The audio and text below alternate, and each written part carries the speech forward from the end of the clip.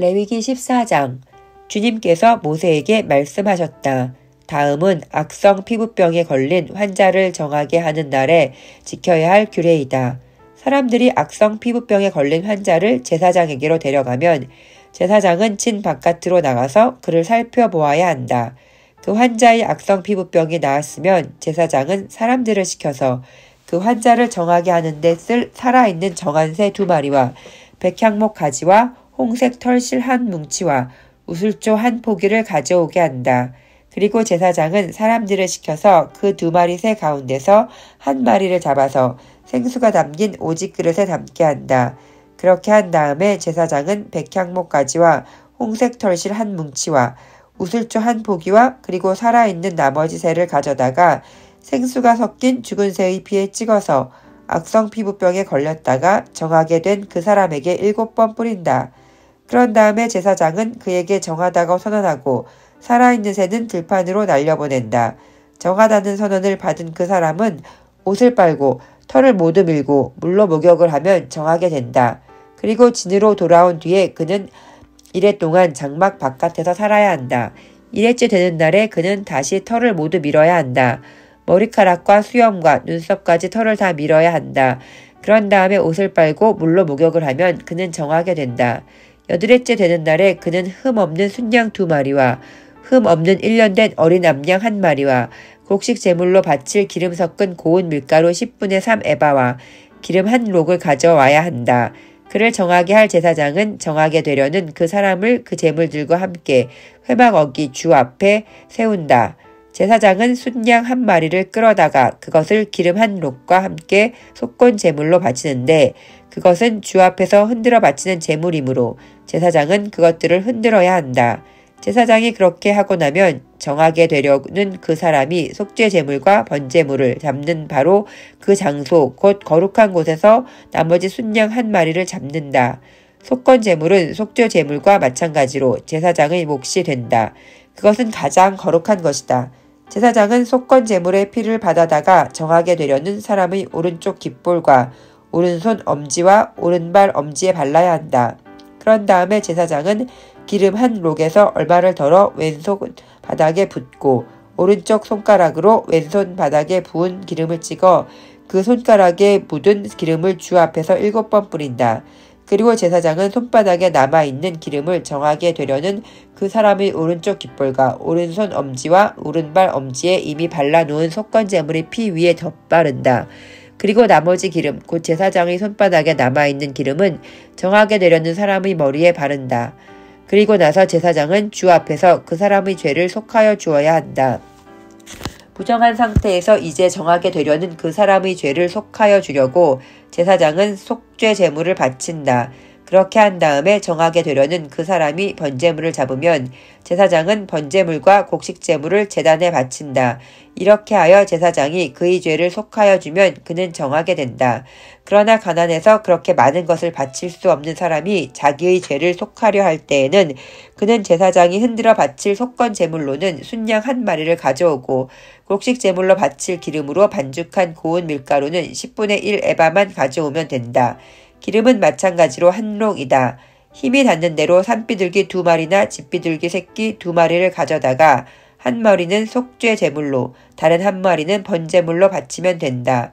8회째 되는 날에 그는 정하게 되려고 바치는 이 모든 제물을 제사장에게로 곧 회막 어기의 주 앞으로 가져와야 한다. 그러면 제사장은 속건 제물로 바칠 순양과 기름 1록을 받아다가 주에게 흔들어 바치는 제물로 그것들을 흔들 것이다.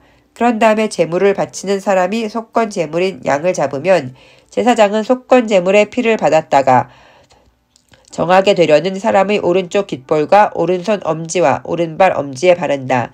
또 제사장은 기름 얼마를 왼손 바닥에 붓고 오른쪽 손가락으로 왼손 바닥에 부은 기름을 조금 찍어 주 앞에서 7번 뿌린다. 또 제사장은 손바닥에 남아있는 기름을 정하게 되려는 사람의 오른쪽 깃볼과 오른손 엄지와 오른발 엄지 곧 속건 제물의 피를 바른 바로 그곳에 덧바른다. 제사장의 손바닥에 남아있는 기름은 정하게 되려는 사람의 머리에 바른다. 이렇게 하는 것은 제사장이 주 앞에서 그의 죄를 속하여 주려고 할 때 하는 것이다. 제사장이 이렇게 하고 나면 정하게 되려는 그 사람은 자기의 힘이 닿는 대로 가져온 산비둘기나 집비둘기 새끼 가운데서 힘이 닿는 대로 한 마리는 속죄 제물로 다른 한 마리는 번제물로 곡식 제물과 함께 바친다. 그러면 제사장은 정하게 되려는 그 사람의 죄를 주 앞에서 속한다. 이상은 악성 피부병에 걸린 사람이 정하게 되는 예식을 치르면서 넉넉한 제물을 바칠 수 없을 때에 지킬 규례이다. 주님께서 모세와 아론에게 말씀하셨다.